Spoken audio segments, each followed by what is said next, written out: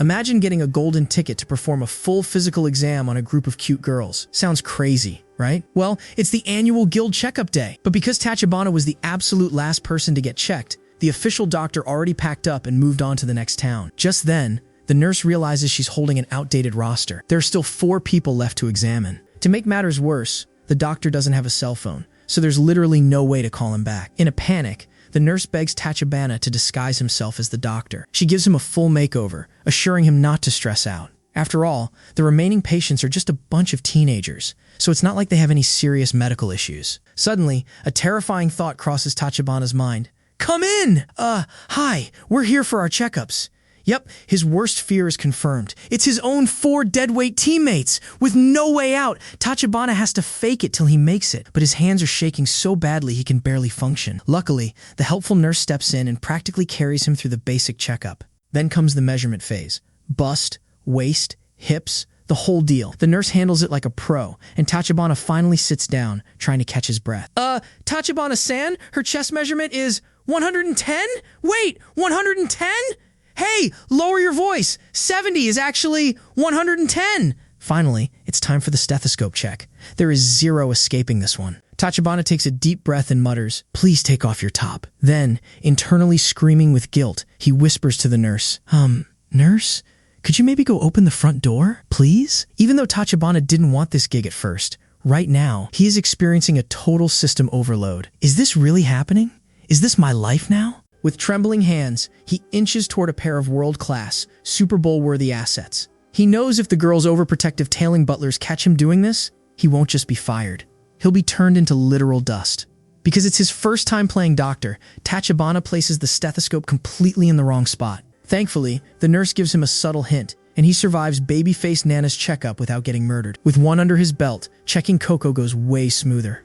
After getting a grand, scenic view, Tachibana can't help but internally admit that Coco really is a super cute girl. Third in line is Little Bro. Since he's just a kid, Tachibana only checks his back. Tachibana notices a weird pattern on the kid's lower back and asks what it means. Little Bro proudly explains that it's a sacred mark given to those who can wield light magic. Finally, it's Jiang's turn. Tachibana assumes the guy will act totally normal, but Jiang just squirms and fidgets, staring at him with strange, hyper-intense eyes. Tachibana is genuinely confused. Why is Jiang so turned on right now? He didn't even act this weird when actual monsters were humiliating him in battle. Once the checkup wraps up, Jiang sneaks back into the room and whispers something secret into Tachibana's ear before walking away. As Tachibana sits there scratching his head, it suddenly hits him. Jiang is a beastman. His superhuman sense of smell totally sniffed out Tachibana's real identity through the disguise. Tachibana instantly loses all will to live. The next day, Tachibana takes his 2 magic users out for some boot camp style training. Even though Tachibana can't teach them spellcasting,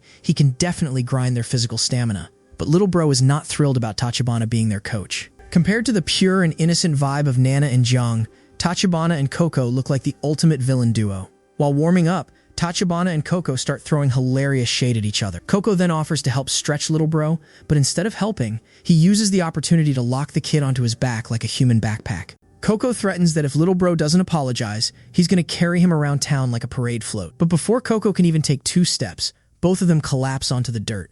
Talk about zero stamina! Is the training session over before it even started? Tachibana pushes through and gets them running laps. While jogging, Little Bro chats with Tachibana. But when he looks back, Coco has already quit and is completely slacking off again. Next up, sit-ups! Coco does a grand total of 2 crunches before dramatically tapping out. After an agonizing hour, Little Bro and Coco finally get a water break. Just when they think the nightmare is over, Tachibana drops the bomb. That was just the warm-up, boys! Little Bro tries to stand up to talk trash to Coco, but his legs give out and he falls back. Tachibana catches him just in time. Turns out, the workout really was too intense. Little Bro sprained his ankle. Surprisingly, the kid refuses to use healing magic on himself. He feels the injury was caused by his own carelessness, and he argues that magic shouldn't be used as a lazy shortcut, or else people will become completely useless when they have to rely on their own strength. Tachibana respects the mindset and calls it a day. He offers to piggyback Little Bro back to the guild, but the kid flat out refuses.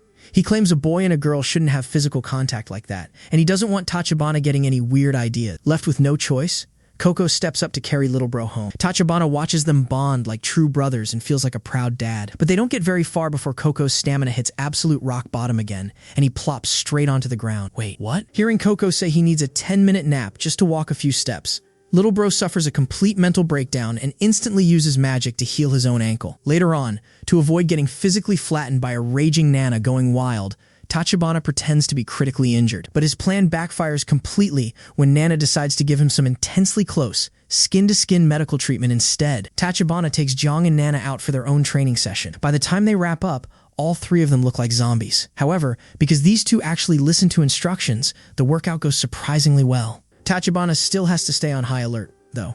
One real hit from Nana could be instantly fatal.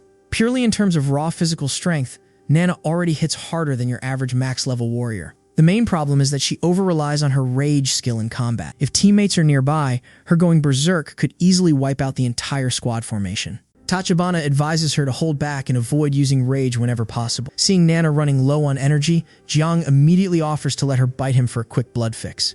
Tachibana jumps in and stops Jiang right there. He digs into his backpack and pulls out the magical potion water left over from yesterday's magic training, telling Nana to drink up. While Nana chugs the water, Tachibana points out Jiang's flaw. He wastes way too much energy on fancy, unnecessary moves during battle, which is why a guy with great stamina gets gassed out so fast. Tachibana suggests wearing down the enemy's stamina first before going in for the one-hit KO. Suddenly, Nana starts acting super weird. Tachibana tries to calm her down, but something is very off. Wait, what on earth is happening? How is she going into rage mode without even activating the skill? The moment Nana goes berserk, she comes looking for Tachibana. Luckily, Jiang pulls off a smooth lie and covers for him. Tachibana suddenly remembers what Nana's maid mentioned before. He immediately pulls out his phone and calls Coco. Turns out, Nana has an extreme magic-sensitive body type. Before her rage skill even triggers, her own overflowing magical energy completely overloads her brain. She gets maxed out physical stats, but her magic resistance is practically zero. Her family calls this state rage, and usually,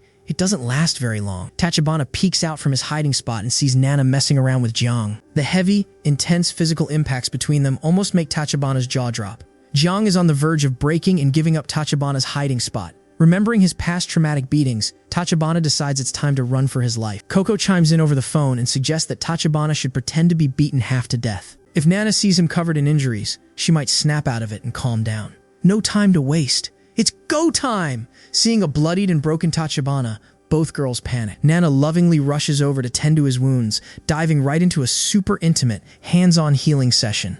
Tachibana glances at Jiang, basically telling him not to get the wrong idea. This is purely tactical survival. Just as Tachibana is congratulating himself on a genius plan, Nana suddenly snaps back to her full senses. Switching gears, what happens when a young, handsome adventurer picks up a sweet little daughter? Ever since bringing home a tiny little girl, Dale has become completely obsessed with Latin. Every single time Dale completes a quest, the first thing he does is scoop her up in a big hug to recharge his daughter batteries. But this time, Dale is facing a serious crisis. His new mission is in the royal capital, which means he won't see little Latina for days. Fortunately, the landlady steps in with a great tip. Since he's heading to the capital, why not pick up some cool, unique souvenirs? Just imagining Latina opening the gift, smiling super sweet, and telling him how much she loves it gives Dale a massive burst of energy. The next morning, Latina drags herself out of bed, eyes completely half shut. Even though she's still super sleepy, she refuses to miss saying goodbye to her favorite person. Seeing this, the overly emotional dad bursts into dramatic happy tears. For the sake of his precious girl, he vows to smash through his work at lightning speed. Soon after, he hops on a flying dragon heading straight for the royal capital. The whole way there, Dale sits in total silence with a terrifyingly dark expression, making the dragon pilot sweat buckets with anxiety. Little does the pilot know, Dale isn't planning a dark revenge plot. His brain is just short-circuiting as he tries to figure out what kind of gift a little girl would actually want. Being a lifelong single guy who has never dated, he has zero clue. To break the awkward silence, the pilot kindly offers Dale a candy. The second Dale sees it, his brain instantly pictures Latina happily munching on sweets like a cute little chipmunk. Before long, the dragon lands at the destination, and Dale heads straight to his buddy Kenneth's place. Kenneth is actually the one who dragged him out on this mission. But the moment Dale sits down, he immediately shifts the topic to gift ideas that would make a little girl jump for joy. The second Latina comes up, Dale starts gushing with endless praise about how amazing she is. Just remembering her waving goodbye at the door makes him want to ugly cry on the spot. He starts aggressively nagging Kenneth to hurry up and explain the mission details so he can hurry back home. Kenneth gives him a total side-eye, like, "Bro, what happened to you while I was gone?" But he doesn't waste time and lays out the situation. They've spotted some high-level Demon King minions nearby. To weaken the enemy forces, the squad gathers up. Because they need to keep things low-key and avoid spooking the target, they decide to travel on foot through the back trail. Naturally, This adds a few extra days to the trip. Hearing this, Dale's face drops as he worries out loud. Wait, is my snack supply even gonna last that long? Kenneth looks at him like he's lost his mind. Meanwhile, back at home, Latina is also feeling super down. Missing Dale after so many days apart, she loses her usual cheerful anchor. For the very first time, she opens her heart and confides in the shopkeeper. Though she looks like a naive little kid, she's actually surprisingly mature and observant. She confesses that her old tribe treated her like a bad child and kicked her out into the woods to wander all alone. Dale was the only person who showed her genuine warmth the second he saw her. She's terrified that if Dale finds out she's a bad kid, he'll hate her, and she can't bear the thought of losing him. Seeing the poor little thing so heartbroken, the shopkeeper steps in as the ultimate hype man. He encourages her to cook a special heartfelt meal for Dale. That way, she can give him a huge surprise and bring them even closer together. Cut back to the mission. Dale and his squad have stealthily closed in on the enemy camp. After scouting the perimeter, Dale coordinates the team to surround the target. Then, he drops the hammer first with a massive spell. Rocks crumble, giant earth spikes erupt from the ground, and the rest of the squad jumps into the fray, wiping out the enemy underlings in about 5 seconds flat. After Dale personally snipes the last fleeing demon minion, the mission is officially a wrap. Having zero desire to hang out with the guys, Dale books it back home at maximum warp speed. The second he opens the door and shouts, little Latina pops her head out. Dale loses all composure, running over to scoop her up for a long overdue daughter energy recharge. Once he finally catches his breath, he goes to pull out the souvenirs he brought her, but Latina softly asks him to wait a sec and scampers off to the kitchen. Dale stands there, totally shocked.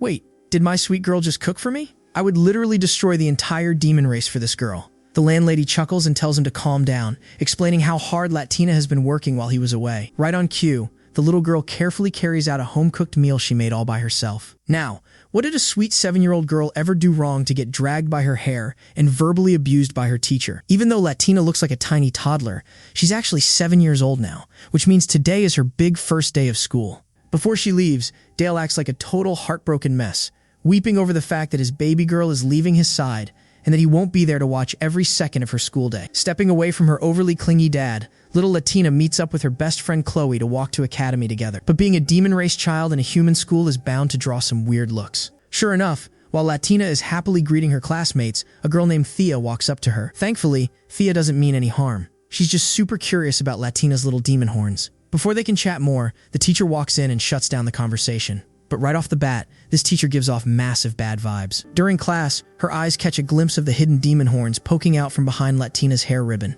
Her face instantly turns sour, and she grabs Latina aggressively by her hair. Turns out, this woman harbors deep prejudice against non-human races. She starts ranting to the entire classroom, warning the kids not to be fooled by this monster's cute appearance. Right in the middle of her obnoxious speech, W.H. Ham! A heavy textbook comes flying straight at her head. Turns out, Chloe had absolute zero tolerance for this garbage.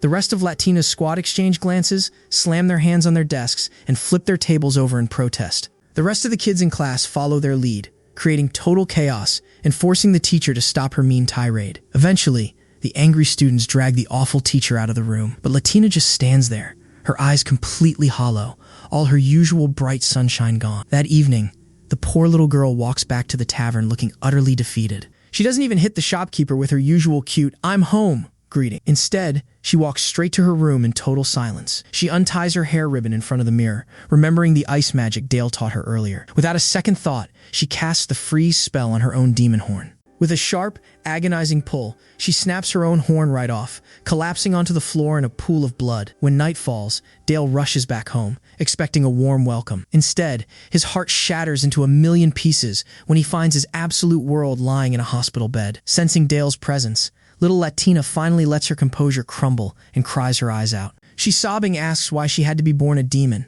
why she has to be different from everyone else. She loves her current life and wants to stay with Dale forever. But because demons have way longer lifespans than humans, she knows everyone will leave her behind eventually, leaving her all alone in the dark forest again. Under the gentle moonlight, Dale softly gives her his heart. He tells her how immensely lucky he feels to have met her, and how grateful he is to share his life. His love for Latina is 100% unconditional, and he makes a silent vow.